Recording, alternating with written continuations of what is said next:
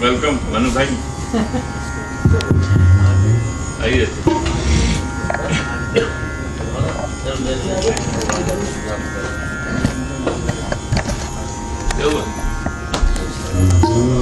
अच्छा अकेले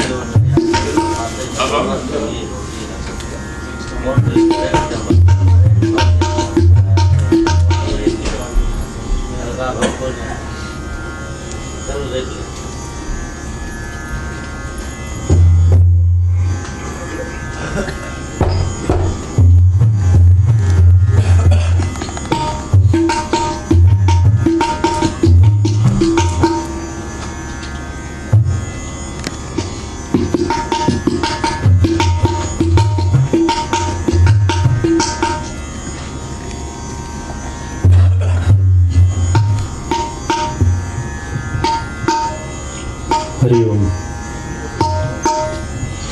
हरिओम हरिओम हरिओम।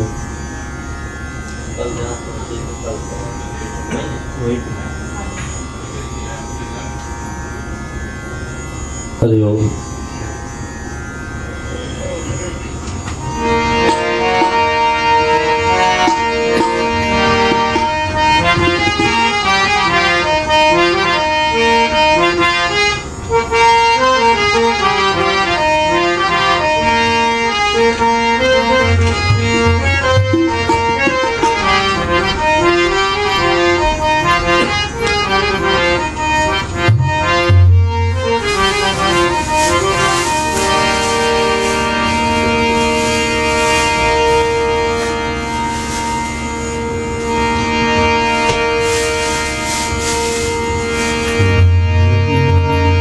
कृष्णाय वासुदेवाय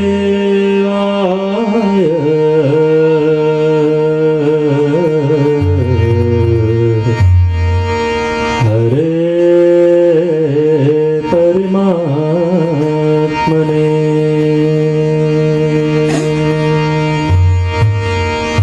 प्रणतः क्लेशनाशाय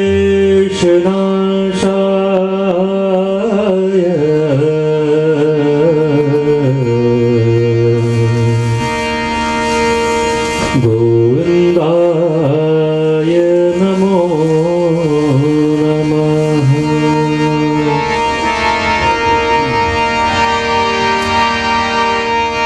सबसे ऊंची प्रेम सगाई, सबसे ऊंची प्रेम सगाई, सबसे ऊंची सबसे ऊंची प्रेम सगाई, सबसे ऊंची प्रेम सगाई।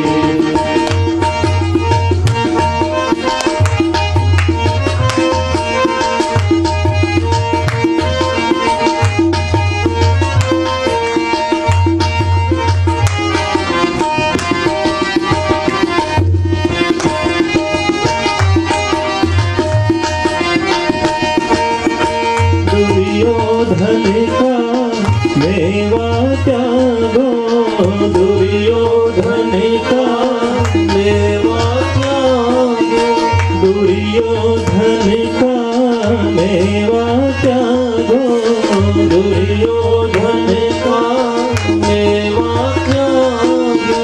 साधु विदुर घर खाई सबसे ऊंची, प्रेम सगाई सबसे ऊंची, प्रेम सगाई।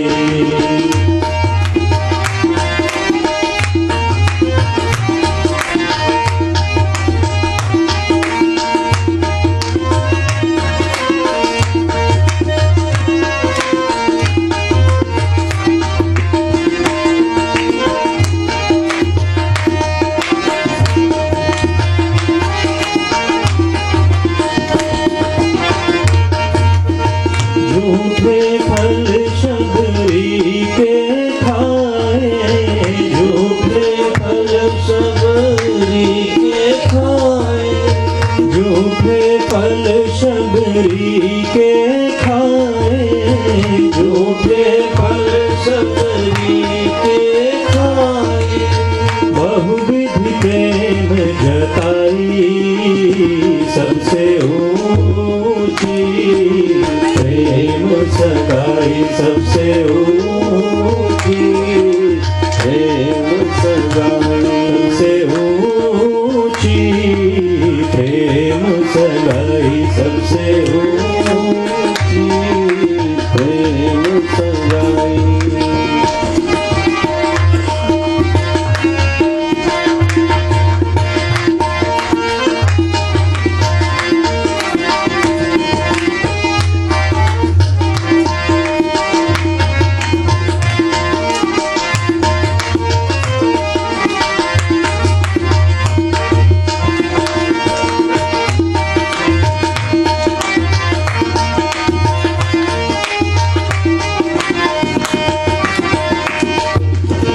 प्रेम के बस नृप सेवा कीन्ही, प्रेम के बस नृप सेवा कीन्ही, प्रेम के बस नृप सेवा कीन्ही, प्रेम के बस नृप सेवा कीन्ही।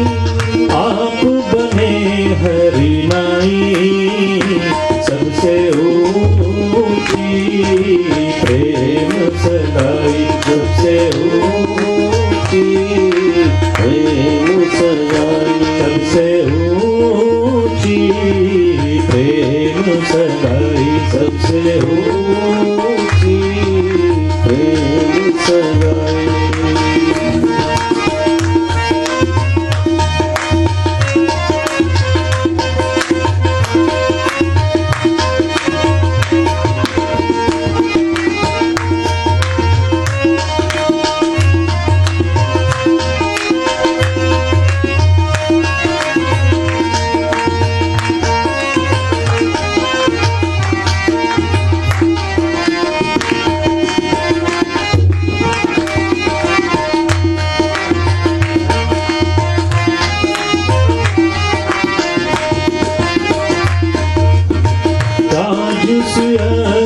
युधिष्ठिर कीन्हो, राजसुयाज्ञ युधिष्ठिर कीन्हो, राजसुयाज्ञ युधिष्ठिर कीन्हो, राजसुयाज्ञ युधिष्ठिर कीन्हो। तामे झूठ उठाई सबसे ऊंची, प्रेम सगाई सबसे ऊंची, प्रेम सगाई सबसे ऊंची, प्रेम सगाई सबसे ऊंची, प्रेम सगाई।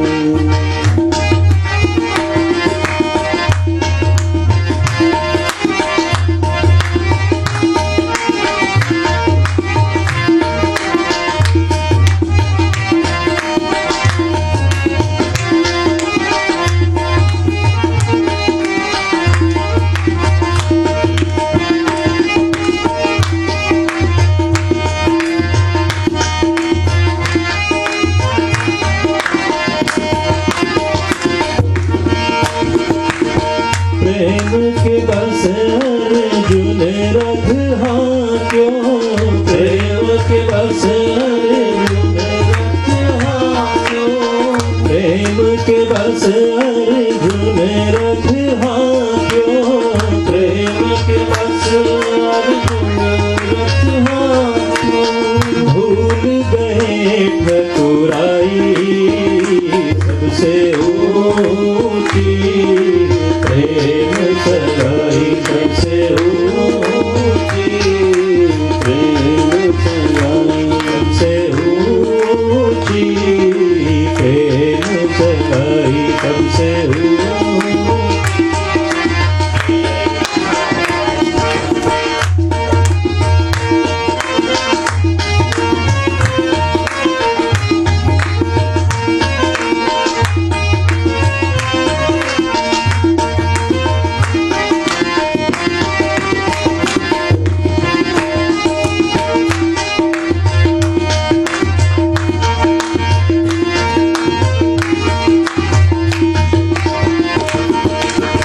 ऐसी प्रीत बढ़ी वृंदावन, ऐसी प्रीत बढ़ी वृंदावन, ऐसी प्रीत बढ़ी वृंदावन, ऐसी प्रीत बढ़ी वृंदावन। गोपियन नाच नचाई सबसे ऊंची, प्रेम सगाई सबसे ऊंची, प्रेम सगाई सबसे ऊंची, प्रेम सगाई सबसे ऊंची, प्रेम सगाई सबसे ऊंची, प्रेम सगाई। बोलिए श्री वृंदावन बिहारी लाल की, श्री भागवत भगवान की जय। जय श्री राधे, जय श्री कृष्णा। बहुत बहुत धन्यवाद। Welcome to all. आज महाराज जी का सेकंड दिवस है आज भागवत कथा का। महाराज जी बहुत भाग्यशाली हैं, हम यहाँ पे वृंदावन से पधारे हैं आगे और हमारे समक्ष भागवत कथा चल रहे हैं। तो और काफ़ी अच्छा, कल भी बहुत अच्छा हुआ था और आज भी देखिए बहुत अच्छा है और काफ़ी कुछ सीखने भी मिला। भगवान के समक्ष पहुँचने का हमें आनंद मिल रहा है और इसमें अब आज हिम्मत भाई से हम गुजारिश करेंगे कि जो है महाराज जी का स्वागत करें उनसे।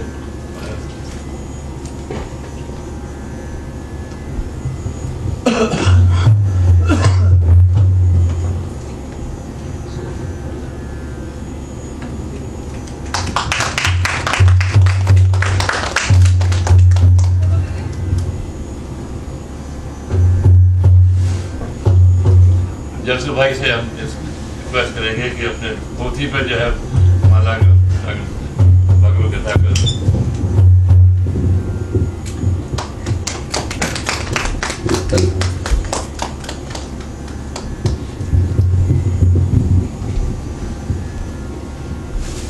मनु भाई से हम आग्रह करेंगे कि अपने भगवान जी का स्वागत करें।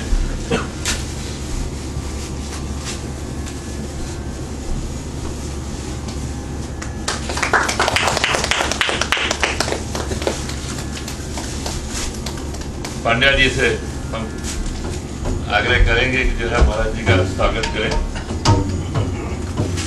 धन्यवाद।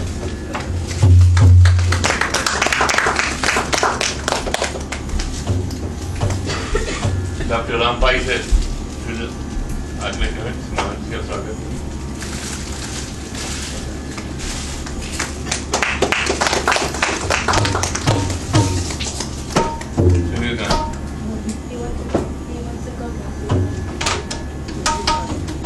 सुनीता भोजवानी से आज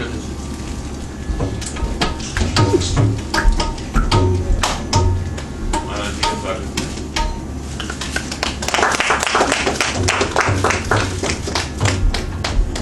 महाराज से प्रार्थना करता हूँ अपना प्रवचन शुरू करें।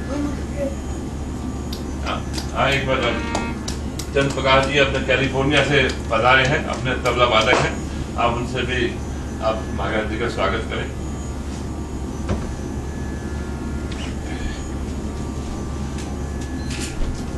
कल तो नहीं मिल पाया था,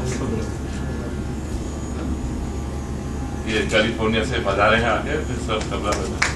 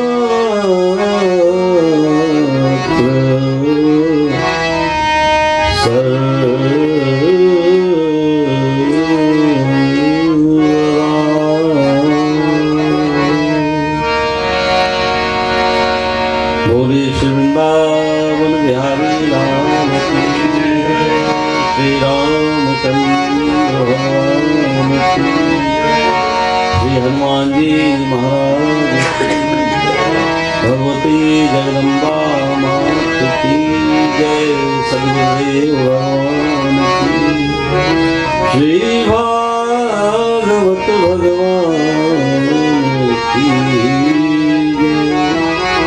हर हर महादेव, जय जय श्री राधे, जय जय श्री राधे, जय जय श्री।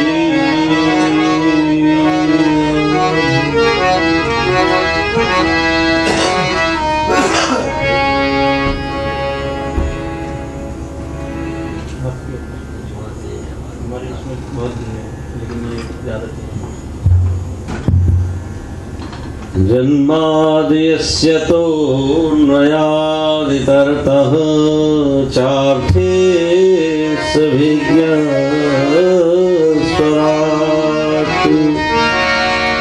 तेने ब्रह्महृदायादिकवये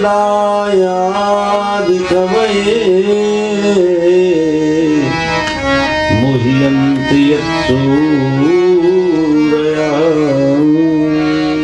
तेजो वारिमृदां यथा विनिमयो यत्तत्र सर्गो मृषा धाम्ना स्वेन सदा निरस्तकुहकम् सत्यं परं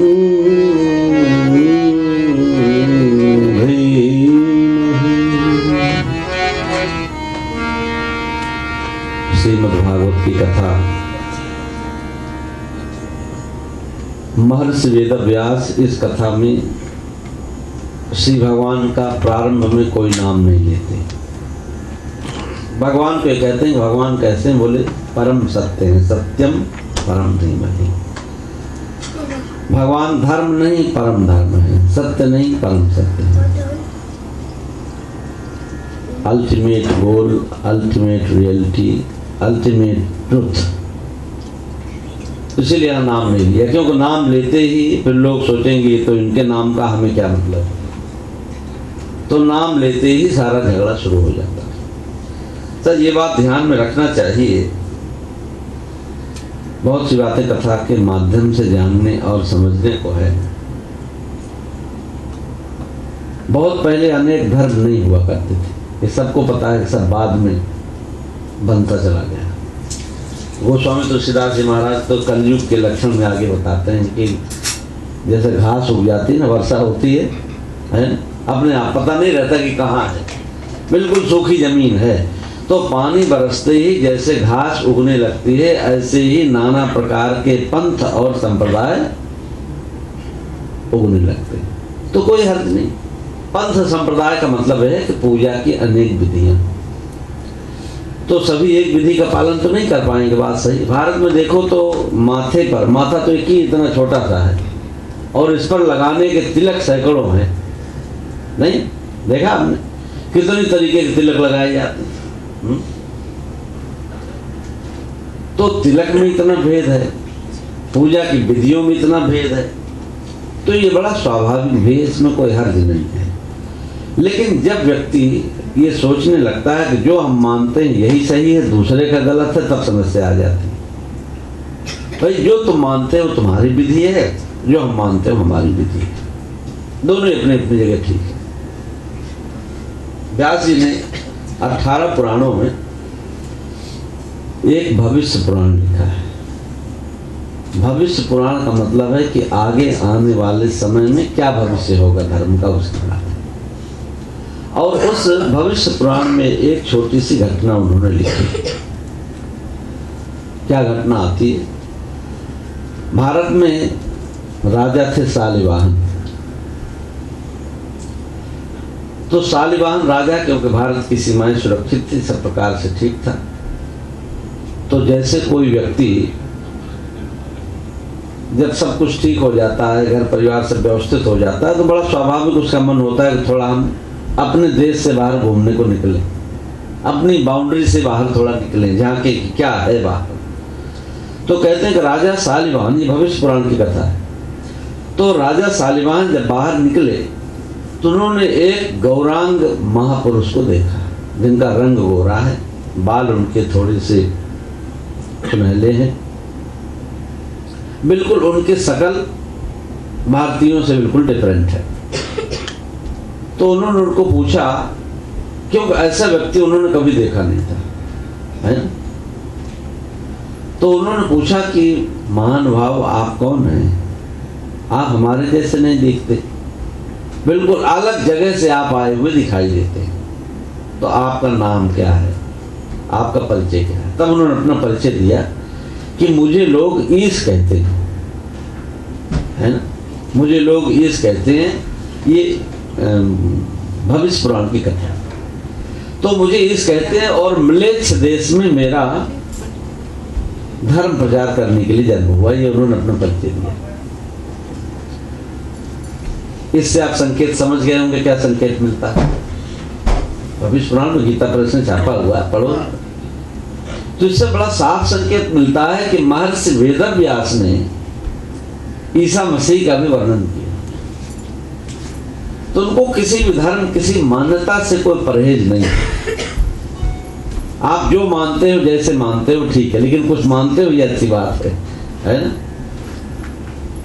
और जितने भी धर्म हैं, यदि उनको हम धर्म का नाम देते हैं तो सभी धर्मों में घूम फिरकर एक ही शिक्षा आपको मिलेगी।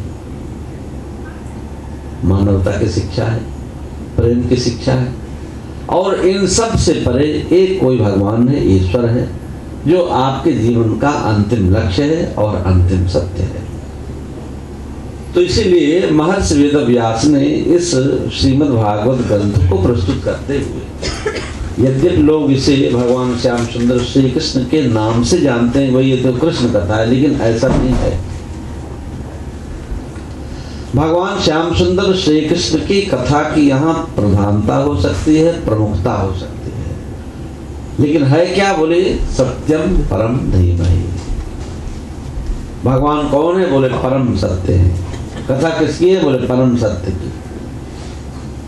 अच्छा देखो, जब भगवान श्याम सुंदर श्री कृष्ण मैया देवकी के गर्भ में आए तो ब्रह्मा जी श्री भगवान की स्तुति करने को आए, कंस के कारागार में पधारे। तो कंस के कारागार में ब्रह्मा जी भगवान श्याम सुंदर श्री कृष्ण की, जो अभी माँ के गर्भ में है, उनकी स्तुति करते हैं। क्या कहकर करते हैं, सत्यव्रतम सत्यपरम त्रिसत्यम सत्यस्य योनिं निहितं सत्ये। भगवान कौन, बोले सत्यव्रतम।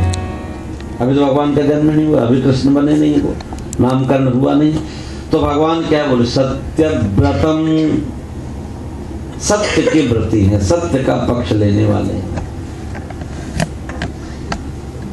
सत्य परम, भगवान परम सत्य हैं। त्रिसत्यम, भूत भविष्य और तीनों कालों के सत्य हैं। सत्य से योनिम, सत्य जिनसे प्रकट हुआ है, और त्रिसत्यम, सत्यव्रतम सत्य परम त्रिसत्यम सत्यस्य योनिं निहित। कितनी बार कहा, ब्रह्मा जी की स्तुति है, सत्यव्रतम सत्य परम त्रिसत्यम सत्यस्य योनिं निहितं च सत्य। तो कितनी बार भगवान श्री कृष्ण को कहा कि सत्य सत्य सत्य सत्य है। तो श्री भगवान सत्य स्वरूप हैं। अब आगे की कथा में वर्णन करें। भगवान सत्य स्वरूप, और वही भगवान प्रकट होकर श्री कृष्ण बनते हैं। और ऐसे श्री भगवान के ऊपर अगर ये आरोप कोई लगा दे, भगवान तो झूठ बोलते थे, मैया बोली मैं नहीं माखन खाए, है ना ये बात। तो सभी लोगों ने ऐसे जाना, बड़े लोग शंका हो जाती है। जो झूठ भी बोलते थे, माखन भी चुराते थे और कहते भगवान धर्म की रक्षा के लिए आए। ये बात एक दिन साफ हो गई, क्योंकि कुछ लोगों को कई बार ये भ्रम हो जाता है कि इनसे अच्छे तो हम ही हैं, ऐसे लोग हो जाते। तो इस द्वापर युग में सत्यवादी के रूप में किसकी प्रतिष्ठा थी? भगवान श्याम सुंदर श्री कृष्ण का यदि ग्रुप देखो, जो उनका ग्रुप है जिसको उन्होंने अपनाया, तो सत्यवादी के रूप में कौन प्रतिष्ठित हुआ है? किसको लोग कहते थे बड़े सत्यवादी है? महाराज युधिष्ठिर को कहते थे ना, महाराज युधिष्ठिर बड़े सत्यवादी हैं, धर्मराज हैं। लेकिन ये सच्ची बात नहीं थी। भगवान श्याम सुंदर श्री कृष्ण जब जाने लगे द्वारका वापस, तो श्री भगवान ने सोचा कि भाई सबको तो मैंने ठीक किया, कई बार छोटे को तो आप डांट फटकार के ठीक कर सकते हो, लेकिन बड़े को कैसे ठीक करोगे? अर्जुन को तो भगवान श्याम सुंदर श्री कृष्ण डांटते फटकार देते हैं। क्या उन्होंने कह दिया? अहंकार विमूढ़ात्मा, मूढ़ कहीं का, अहंकारी कहीं का। तो उसको तो भगवान ने डांट कर सुधार दिया, डांट कर ठीक कर दिया। लेकिन दिक्कत तब ज्यादा आ जाती है, बड़े को कैसे ठीक किया जाए? क्योंकि भगवान श्याम सुंदर श्री कृष्ण महाराज युधिष्ठिर को बड़ा सम्मान देते हैं, और उनको तो अहंकारी कह नहीं सकते, उनको मूढ़ कह नहीं सकते। लेकिन कहीं न कहीं श्री भगवान ने देखा कि इनको भी थोड़ा अहंकार आया हुआ है, और अहंकार इतना है कि भगवान श्री कृष्ण से भी अपने को बड़ा मानने लगे। अच्छा सोचो, एक और कहते हैं कि अर्जुन ने कहा कि करिष्ये वचनम तव। अर्जुन ने श्री भगवान को कहा, कब कहा करिष्ये वचनम तव? श्याम सुंदर आप जो कहेंगे हम वो करेंगे। कब कहा? जब उनके ईश्वर की सत्ता को स्वीकार कर लिया तब। आप भी किसी व्यक्ति के हाथ में अपनी बागडोर तभी देते हो जब आपको भरोसा हो जाता है कि मेरे जीवन का पक्का ही तैसी है। तभी तो आप कहते भाई देखो अब हमको कुछ नहीं सोचना, बस मुझे तो बताते चलो, बस जो आप बताते चलो सो हम करते चलेंगे, अब हमको कुछ नहीं सोचना। इवन कि किसी व्यक्ति पर आप इतना भरोसा कर लेते हो कि चेक बुक पर भी आप साइन करके छोड़ जाते हो। करते नहीं करते? कंपनी में बड़े बड़े डायरेक्टर हैं, मैनेजर हैं, लोग प्लेन चेक बुक पर साइन करके दे देते हैं, भाई मुझे तुम्हारे ऊपर भरोसा है, क्यों कि तुम जो भी करोगे अच्छा करोगे, ये मुझे पक्का भरोसा। तो अर्जुन ने जब भगवान श्याम सुंदर श्री कृष्ण के ईश्वरत्व के स्वरूप को समझ लिया तब ये बात कही। तो भगवान श्याम सुंदर श्री कृष्ण महाराज युधिष्ठिर को कैसे समझाएं? और श्री भगवान जान गए कि भाई इनमें भी कहीं न कहीं इस तरह के अहंकार का बीज उपजा हुआ है कि तो हमसे भी ज्यादा अपने को बड़ा मानने लगे। क्या मानने लगे? बोले श्याम सुंदर तो झूठ बोलते हैं और झूठ बुलवा देते हैं, है ना? भगवान कह रहे ना महाराज युधिष्ठिर को, बोलो थोड़ा झूठ बोल दो। महाभारत के युद्ध भूमि में जब द्रोणाचार्य को मारना मुश्किल हुआ तो श्री भगवान ने महाराज युधिष्ठिर को कहा कि ऐसे इनका मरना बड़ा कठिन है, क्या करो? बोले थोड़ा सा झूठ बोलना पड़ेगा। क्या? बोले सिर्फ झूठ वूठ में कह दो कि इनका बेटा अश्वत्थामा मारा गया। अरे बोले हम कैसे झूठ बोले, हम तो नहीं बोलते झूठ। और तब श्री भगवान ने देखा कि यही अवसर है, तो श्री भगवान ने एक अश्वत्थामा नाम का हाथी था उसका सिर काट दिया। बोले अब तो बोल दो। तो महाराज युधिष्ठिर ने सोचा कि अब भी बोल दूं तो भी तो झूठ होगा, तो उन्होंने कह दिया अश्वत्थामा मरो, इतना तो कहा। लेकिन बाद में क्या बोलने लगे? बोले पता नहीं हाथी था कि मनुष्य था। अच्छा बताओ, पता था उनको कि नहीं पता था? पता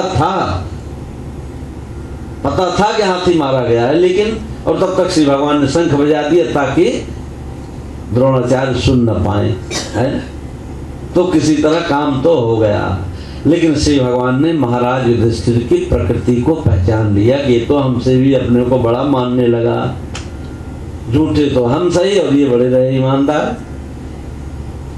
तो श्री भगवान ने सोचा कि इनकी इस ईमानदारी को हमें थोड़ा ठीक करना पड़ेगा। एक अवसर आ गया जब उत्तरा ने गर्भस्थ शिशु को जन्म दिया, जिस शिशु की रक्षा श्री भगवान ने ब्रह्मास्त्र से किया, जो महाराज परीक्षित हुए। तो श्री भगवान तो विदा की वेला में, जाने की वेला में, तो बालक का जब जन्म हुआ तो बालक मूर्छित है, आंखें बंद किए हुए। सभी परिवार के लोग घबरा गए। पांडव वंश का अंतिम दीपक है, ये भी लगता है बुझ जाएगा, क्या होगा, कैसे होगा, हाहाकार मच गया। तो श्री भगवान ने पांचों भाइयों की ओर देखा, भाई करो कुछ, अब किसी के पास कोई उपाय नहीं।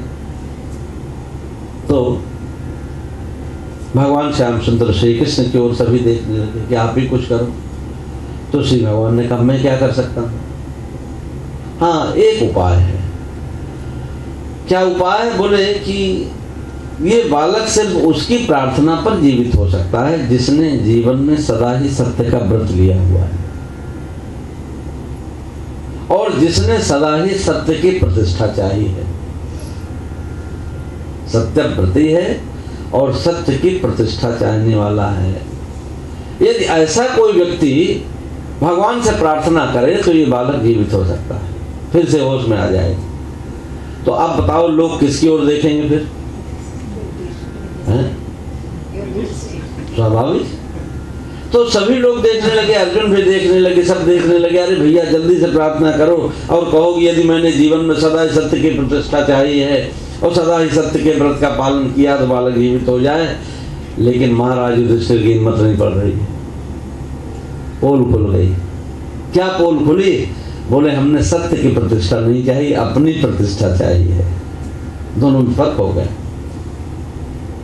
ऐसे बीमारी को पकड़ना डॉक्टर के लिए बड़ा मुश्किल हो जाता है। ये मानसिक बीमारी, आपको पता, बाहर की बीमारी तो दिखाई देती, मानसिक बीमारी दिखाई नहीं देती। तो ये जो मानसिक बीमारी के शिकार हैं, क्या बोले ये सत्य की प्रतिष्ठा नहीं चाहते, ये चाहते हैं कि सत्य प्रतिष्ठित हो लेकिन मेरे द्वारा हो। अब बताइए, आपका सत्य और अल्टीमेट सत्य दोनों में क्या फर्क क्या रहा? सत्य प्रतिष्ठित तो हो लेकिन मैं कहीं न कहीं उसमें रहूं। ये काम अच्छा हो लेकिन तब अच्छा हो जब मेरा हाथ इसमें लगे, और नहीं तो सोचें गड़बड़ हो जाता है कि लोग सोचें देखो आज वो आदमी होता तो काम भी गड़बड़ नहीं होता। तो व्यक्ति की जो ये चोरी है, इसको पकड़ना आसान बात नहीं। तो महाराज युधिष्ठिर की हिम्मत नहीं पड़ रही। अरे बचाओ बचाओ किसी तरह। सभी कहते हैं भैया भैया प्रार्थना करो, लेकिन भैया की हिम्मत नहीं पड़ रही है। श्री भगवान ने कहा अच्छा चलो कोई बात नहीं, मैं यहाँ जोड़कर प्रार्थना की देता हूँ। तो सब लोग हंसने लगे, बोले ये क्या प्रार्थना करेंगे, जो बचपन से ही झूठ बोलता आया हो, और अब भी महाभारत की युद्ध भूमि में झूठ बोलने की तो बात क्या कहो, सारा प्रपंच श्री भगवान ने कैसे कैसे किया। तो अभी थोड़े ही समय पहले की बात है, जो महाराज युधिष्ठिर को कह रहा हो, धर्मराज को कह रहा हो कि झूठ बोल दो झूठ बोल दो, तो वो व्यक्ति क्या बोलेगा, क्या प्रार्थना करेगा, उसे प्रार्थना का क्या असर हो। लेकिन श्री भगवान ने प्रार्थना की, यदि मैं जीवन में सदा ही सत्य का व्रती रहा हूँ, सदा ही सत्य की प्रतिष्ठा चाहिए है, तो बालक तुरंत जीवित हो जाए। और थोड़ी देर में देखा तो बालक की आंखें खुल गई, तो मुस्कुराने लगा। सबके आश्चर्य की सीमा नहीं रही कि जिसको हम झूठा समझते थे, है ना, वास्तव में वही सत्य का व्रती है। सत्य व्रतम सत्य परम च सत्यम सत्यस्य योनिं निहितम च सत्यम। तो भगवान श्याम सुंदर श्री कृष्ण का उद्देश्य क्या है? बोले सत्य की प्रतिष्ठा हो, और उस सत्य को प्रतिष्ठित करने के लिए यदि कहीं से बाईपास भी लेना पड़ जाए तो कोई हर्ज नहीं, है ना। अभी मैं सुबह शर्मा जी को कह रहा था, कभी जब बिहार में इलेक्शन था तो बहुत कुछ असर उसमें पड़ा कि दाल जो है 200 रुपये किलो से ज़्यादा बिक रही थी, और उसका बहुत बड़ा इलेक्शन पर असर हुआ, पार्टी हार गई। तो ऐसे में यदि बाईपास लेकर कैसे भी करके फॉर बीइंग टाइम, थोड़े समय के लिए दाल के दाम को 100 रुपये से नीचे ले आओ, बाद में देखा जाएगा, पहले तो है किसी तरह इलेक्शन को जीता जाए। यदि आप कुछ अच्छा काम करना चाहते हैं तो ऐसा बाईपास बुरा नहीं है। क्यों बोले? इसलिए हमारा उद्देश्य, हमारा गोल, हमारा लक्ष्य बिल्कुल साफ है कि जन कल्याण होना चाहिए। और जन कल्याण के लिए यदि यहाँ वहां से घूम फिर करके कुछ ऐसा वैसा भी करना पड़ जाए तो उसे पाप नहीं कहते हैं। तो महाराज युधिष्ठिर के सत्य से जन कल्याण होने वाला नहीं है। वो सत्य सिर्फ उनके अपने काम का है। देखो, कुछ ज्ञान होते हैं जो बड़े लिमिटेड है, वो सिर्फ आपके काम के हैं बस, बाकी उनसे कोई जन कल्याण नहीं होना। पूजा की अनेक विधियां हैं, तांत्रिक विधियां हैं, उनसे क्या होगा? सिर्फ आपका कल्याण होगा, हमारा काम हो जाए बस। और भी होगा नहीं होगा पता नहीं, भगवान जाने। लेकिन ये जो कार्य हैं, जो सामाजिक कार्य हैं, श्री राम कथा आप सुनते हो, भगवत गीता पर व्याख्यान सुनते हो, श्रीमद् भागवत की कथा सुनते हो, ये जन कल्याण के कार्य हैं। इनसे एक बहुत बड़े समाज पर इसका विराट असर होता है शुरू से। देखो, अगर कहीं माहौल ही अच्छा नहीं होगा तो हम अपना परिवार बचा लेंगे क्या? हम किसी ऐसे एरिया में रहते हो जहां पर चारों तरफ ड्रग का कारोबार है, ड्रग लेने वाले लोग रहते हो, तो हम अपने बच्चों को, परिवार को कितने दिन बचाएंगे? हम सोचे नहीं, हम तो बिल्कुल अलग नहीं रह सकते, आप अलग। इसलिए कथा का जो कार्यक्रम है, इन प्रवचनों का, क्योंकि धीरे धीरे लोग अभी मिसगाइड हो रहे हैं, इससे हट रहे हैं। वो सोच रहे हैं कुछ हमारा काम हो जाए। आपका काम हो जाएगा, लेकिन कब तक हो जाएगा? कब तक आप बचोगे? इसलिए भारतीय संस्कृति कहते सर्वे भवन्तु सुखिनः सर्वे सन्तु निरामया। आपका पड़ोसी अगर चारों तरफ रोने का शोर है तो आप रात सोचोगे सो जाएंगे, ये संभव नहीं है। इसलिए उसके पहले आपको अपने पड़ोसी के हित की चिंता करनी पड़ेगी। अच्छा, आपने किसी से उधार पैसा लिया हो, किसी को उधार पैसा आपने दिया हो, में भी रकम ज्यादा हो सकती है, और उसका बिजनेस ठीक नहीं चल रहा है, तो भगवान से आप क्या प्रार्थना करोगे? कहोगे प्रभु उसका व्यापार बढ़िया चले। क्यों बढ़िया चले? पैसे वापस मिल जाए हमारे। है ना? हम जबरदस्ती प्रार्थना कर रहे हैं दूसरे के लिए, क्योंकि मुझे मेरा पैसा चाहिए। है ना? कई बार तो मैंने ऐसे लोग देखा, उन्होंने दूसरे की उन्नति के लिए अनुष्ठान भी करवाए। भैया उसकी दुकान चले, उसका पैसा, जो कह रहा मेरा वहां से पैसा नहीं निकल रहा, बोले पंडित को बुलाया, लाखों रुपए खर्च किए, भाई उसका किसी तरह पैसा निकले ताकि मेरा पैसा आ जाए। तो सर्वे भवन्तु सुखिनः, यदि सभी लोग सुखी नहीं रहेंगे तो हम सोचे कि हम अकेले सुखी हो जाएंगे, ये कदापि संभव नहीं है।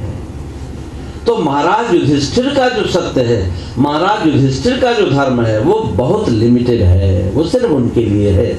और भगवान श्याम सुंदर श्री कृष्ण का जो सत्य है, जो उनका धर्म है, वो तो धर्म के स्थापना के लिए है। यदा यदा हि धर्मस्य ग्लानिर्भवति भारत अभ्युत्थानम् अधर्मस्य तदात्मानं सृजाम्यहम्। तो ऐसे भगवान श्याम सुंदर श्री कृष्ण की कथा के पूर्व महर्षि वेदव्यास कहते सत्यम परम धीमहि। फिर कहते हैं धर्मः प्रोज्झित कैतवोऽत्र परमो निर्मत्सराणां सताम् वेद्यं वास्तवमत्र वस्तु शिवदं तापत्रयोन्मूलनम् श्रीमद्भागवते महामुनिकृते किं वा परैरीश्वरः सद्यो हृदि अवरुध्यते प्रकृतिभिः शुश्रूषुभिः तत्क्षणात्। यहाँ पर महर्षि वेदव्यास एक बात और कहते हैं, बोले श्रीमद् भागवते महामुनिकृते किं वा परैरीश्वरः, बोले इन भागवत से बढ़कर कोई ईश्वर नहीं है। अच्छा, तो आप कहते तो नहीं महाराज जी, इनसे बड़े तो भगवान हैं जो मंदिर में बैठे हैं। बिल्कुल गलत। भगवान को किसने बनाया? पहले मंदिर आए कि ग्रंथ आए? इसलिए आपने देखा होगा कई संप्रदायों में इस बात को लेकर बड़ा झगड़ा है। सिखिज्म में भी देखो और भी अनेक संप्रदायों में। एक है वो कहता है जो ग्रंथ कहे वही सब कुछ है ना, उनको ग्रंथी कहते हैं, है ना। ग्रंथ की ही मानता वहां पर, ग्रंथ की ही पूजा वहां पर, और ये सच्ची बात है। क्यों? बोले ग्रंथ ने ही मूर्ति को जन्म दिया। पहले तो मूर्ति नहीं होती थी, बहुत पहले मूर्ति पूजा नहीं थी, है ना। बाद में मूर्तियां बनने लगी। तो कहां से बनने लगी, कैसे बनने लगी? भजन भी बहुत पहले नहीं थे। पहले भजन आए, पहले लिटरेचर आया, भजन पहले नहीं थे। भजन भी बदलते चले जा रहे हैं। पहले के भजन थोड़े कठिन है, कबीरदास के भजन कठिन है, सूरदास के भजन कठिन है, तुलसीदास जी के भजन कठिन है, समझना पड़ता है। अब तो कितने सरल भजन हो गए। तो कहां से बना ये सब सारा, कैसे बनने लगा, सारा चक्र कैसे चलने लगा? तो सबसे पहले साहित्यिक ज्ञान है। तो इसलिए महर्षि वेद व्यास कहते कम वा परे ईश्वर। क्या है विशेषता इनकी? बोले भागवत जी ईश्वर को जन्म देने वाले हैं। इनकी कथा सुनने से क्या होता है? बोले हमारे हृदय में ईश्वर बन जाते हैं। मूर्ति तो चाहिए ना आपको। श्री हनुमान जी महाराज ने मूर्ति कहाँ दिखाई? बाहर दिखाई क्या? बाहर तो नहीं दिखाई। सीना फाड़कर बोले बार बार तुम राम राम राम राम सीताराम सीताराम। तो बोले देखना है तो हृदय में हमारे देखो। अच्छा कितनी मूर्ति, क्या आपको लगता है हृदय मूर्ति नहीं होती? जब आप किसी को मिलते हो, कहते हो श्री हनुमान जी महाराज भगवान श्री राम को मिले, प्रभु पहचानी परु गही चरना, सो सुख जाई नहीं बरना। श्री रामचरित मानस में कथा आती है कि श्री हनुमान जी महाराज भगवान श्री राम को किष्किंधा कांड में मिले। यही तो है कथा। देखा उन्होंने, सुग्रीव ने भेजा, बोले जाकर पता लगाओ, मुझे तो लगता है बाली ने इनको भेजा है। तो श्री हनुमान जी महाराज पहली बार भगवान श्री राम को मिलते हैं। ऐसा श्री रामचरित मानस में है। लेकिन ये बात ठीक थोड़ी। श्री हनुमान जी महाराज भगवान श्री राम को क्या कहते हैं? प्रभु पहचान परु गही चरना। अच्छा आपको कोई आदमी रास्ते में मिल जाए, अरे भाई इनको तो मैं पहचानता हूं, इसका मतलब, पहचानने का मतलब है कि पहले कहीं मुलाकात हो चुकी है। पहचानने का मतलब सिर्फ ये होता है कि आपके अंदर जो फोटो रखा है उससे आप उसको मैच कर रहे हो, बस देख रहे हो कि वही आदमी है क्या जिसको वहां मिले थे, है ना। तो आपके हृदय में कितने फोटो हैं, कितने लोगों के चित्र बसते हैं, जितनों को आपने देखा हुआ है, तो सबके चित्र आपके हृदय में बसे हुए हैं।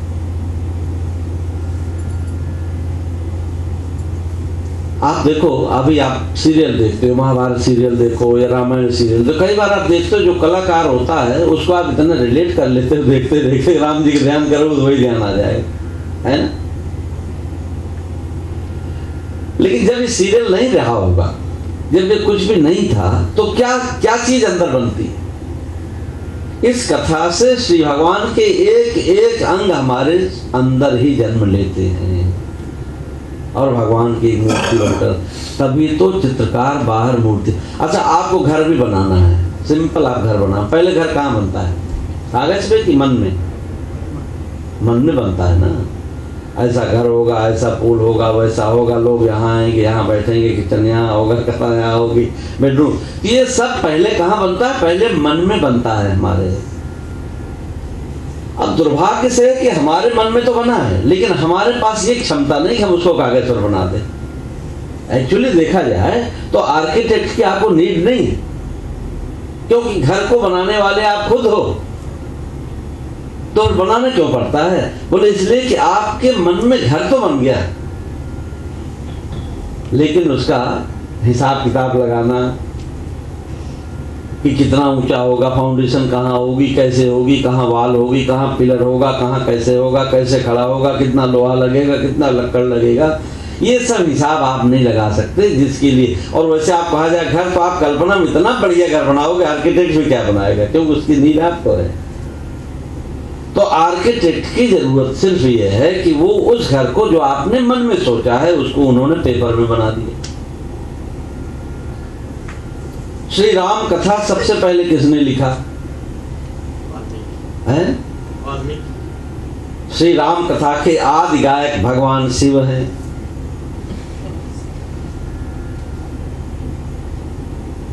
रचि महेश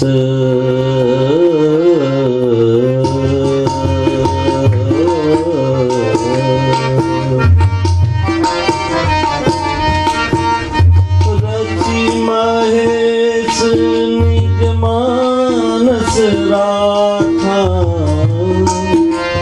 पाई सुसमय शिवासन भाखा, पाई सुसमय शिवासन भाखा, रचि महेश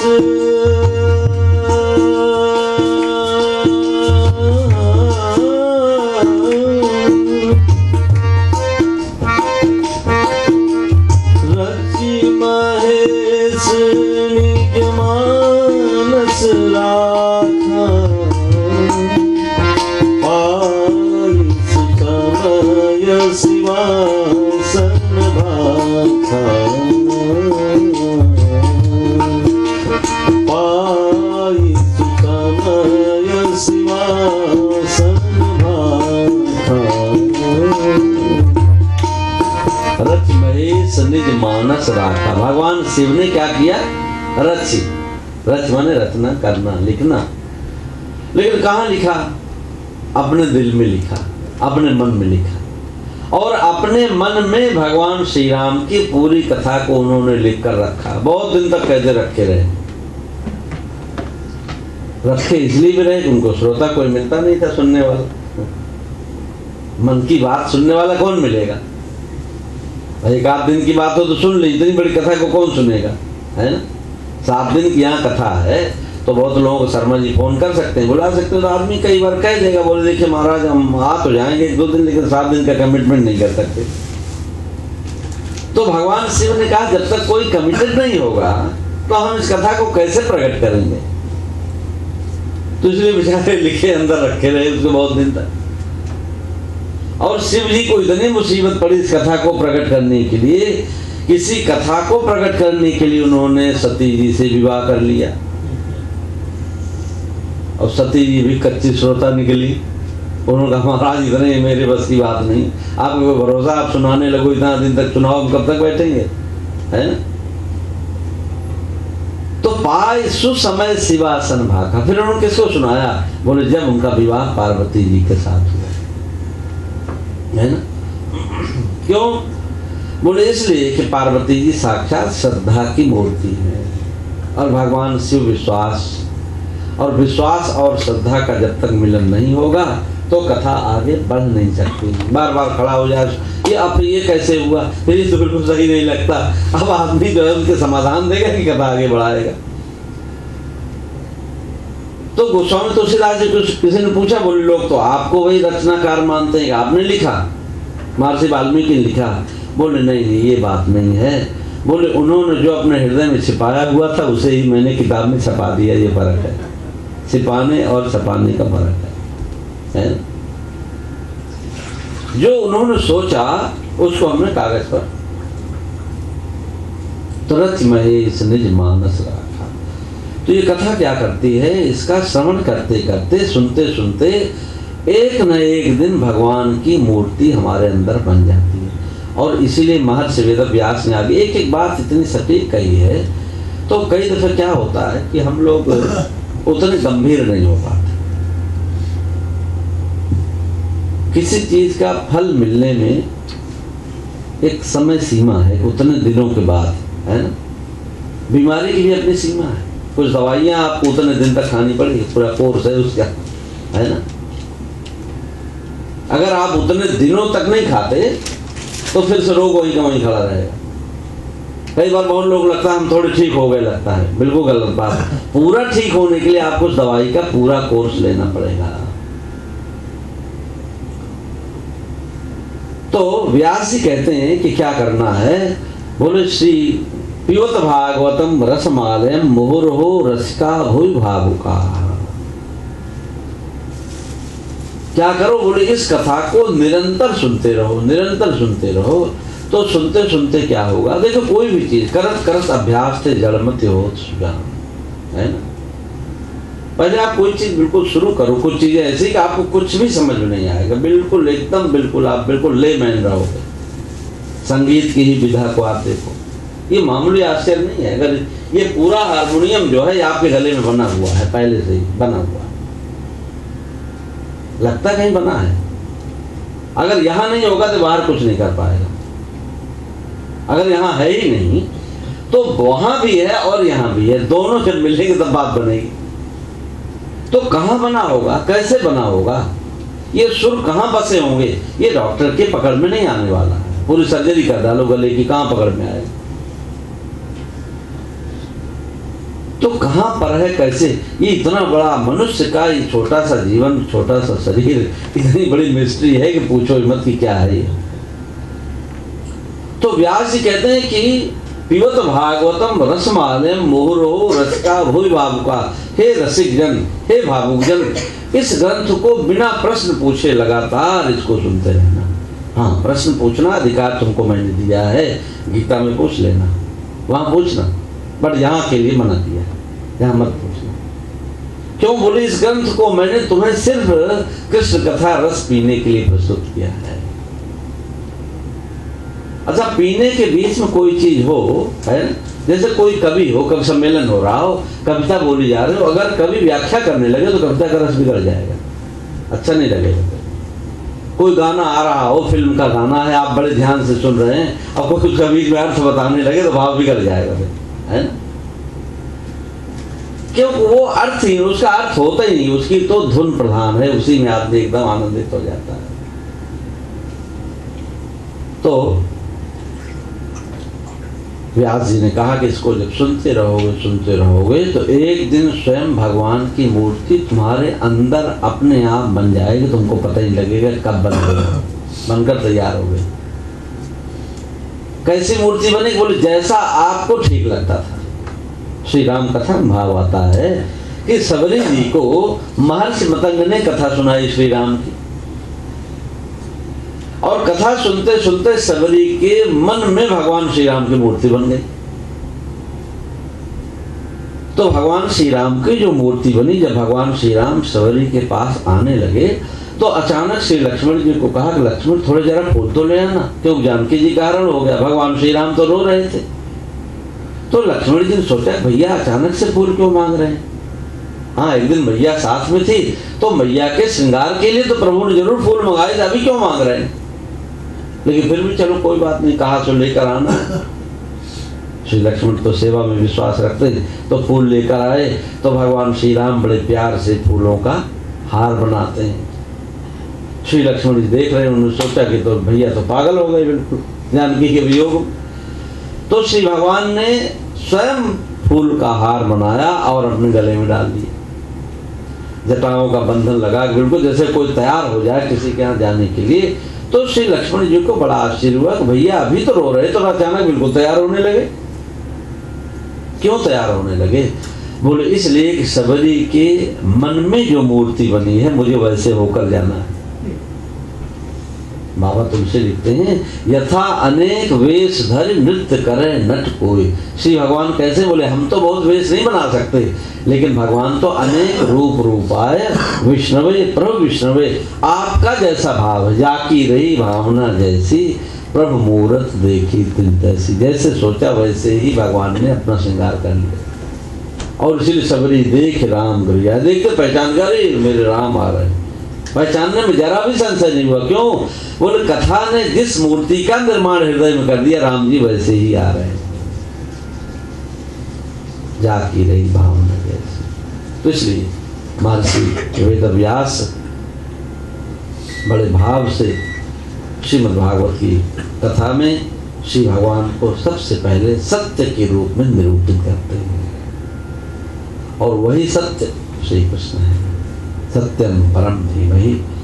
और कथा का प्रारंभ करते हुए बहुत सारी बातें यहाँ पर महात्मा के संदर्भ में भी कही गई, और ये तो हरि अनंत हरि कथा अनंता, कहानी सुने बहुविध सब संता।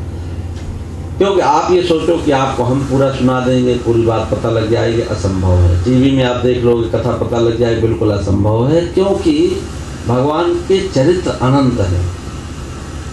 तुलसीदास ने इसीलिए कह दिया कल्प वेद हरिचरित्र सुहाए। कल्प कल्प में श्री भगवान के अनेक स्वरूप हैं।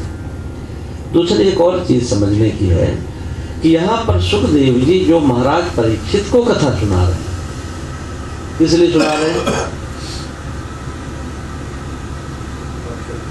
इसलिए सुना रहे हैं कि उन्होंने पूछा है कि भाई 7 दिन मेरे जीवन के हैं, तो कथा उसी हिसाब से तो सुनाई जाएगी। 7 ही दिन है और आप लेकर के बैठ गए, इतना बहुत बड़ा है ना। तो उतना ही सुनाया जितने देर में हम यहाँ कोई विषय को शुरू करें, हमें पता है हमारे पास 1.5-2 घंटे हैं, तो उतनी ही बात, उतने विषय को हम टच करेंगे जितने को हम उतनी देर में समेट सकें। और अगर लगे पूरा ABCD सुनाने शुरू से ही, तो मालूम बीच में कहीं रह गए। तो गुरुदेव को तो उस अंजाम तक, उस रिजल्ट तक पहुंचाना है कि जब महाराज परीक्षित के जीवन में जो मृत्यु का डर है वो मिट जाए। अभयम दर्शितम तो है, और इसीलिए उन्होंने से पिक एंड चूज किया। भागवत कथा को बड़े ध्यान से पढ़ो तो ये पिक एंड चूज है। बहुत से विषय आपको ऐसे नजर आए जो बहुत रेलिवेंट नहीं है। इसीलिए श्री राम कथा से श्रीमद् भागवत की कथा बहुत अलग है। श्री राम कथा में एक चरित्र है, किसका? श्री राम जी का, और वही चरित्र पूरा शुरू से, प्रारंभ से लेकर के और अंत तक भगवान श्री राम के अयोध्या वापस लौट आने तक एक ही चरित्र चल रहा है। पूरी कथा श्री राम के ही इर्द गिर्द घूमती है। लेकिन भागवत की कथा में ये बात नहीं है क्या ऐसी बात? भागवत की कथा में तो सबकी कथा है, शिव जी की भी कथा है, श्री भगवान के 24 अवतारों का भी वर्णन है, 23 अवतार जिनमें हो चुके हैं, और तब जाकर 10वें स्कंध में भगवान श्याम सुंदर श्री कृष्ण के लीला चरित्रों का वर्णन, ये कथा है। क्यों बोले? इसलिए कि गुरुदेव के सामने बैठे हुए महाराज परीक्षित को मुक्ति की चाह है। जीवन में उनके सिर्फ 7 दिन हैं, तो उतना ही उनको सुनाया है जिससे उनका प्रयोजन सिद्ध हो जाए। दवाई तो बहुत सी मेडिकल स्टोर भरा पड़ा है, हैं? लेकिन डॉक्टर जो है मरीज को जितनी दवाइयों की जरूरत है उतनी ही दवाई उसको देगा कि इनका रोग ठीक हो जाए। तो परीक्षित को सिर्फ उतना सुनाया जिससे परीक्षित के जीवन में उनका रोग, क्या है रोग? बोले इसलिए कि भय लग रहा है, मृत्यु का भय है, तो उनका रोग दूर हो जाए। अभयम दर्शितम त्वया। इस प्रकार